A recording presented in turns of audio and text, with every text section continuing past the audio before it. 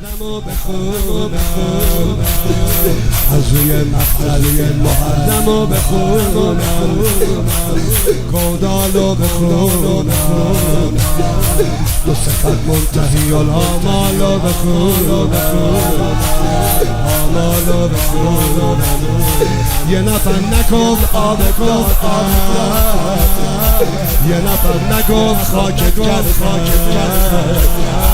یه نفر نگفت با آرامش بچه های تو رو ساکت آی عوام لب تشک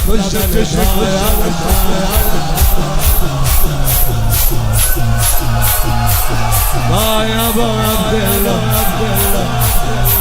لب تشنه کشت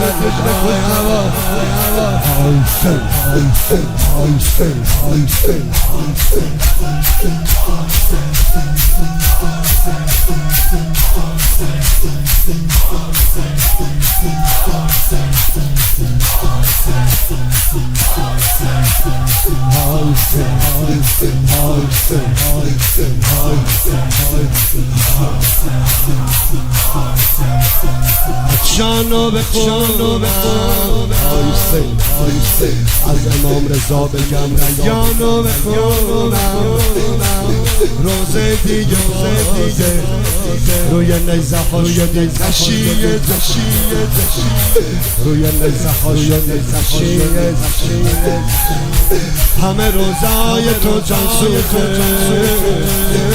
خوندن عبارت و چند روز دست و پا که میزدی میگفتی آی زینب جگرم میسوزه،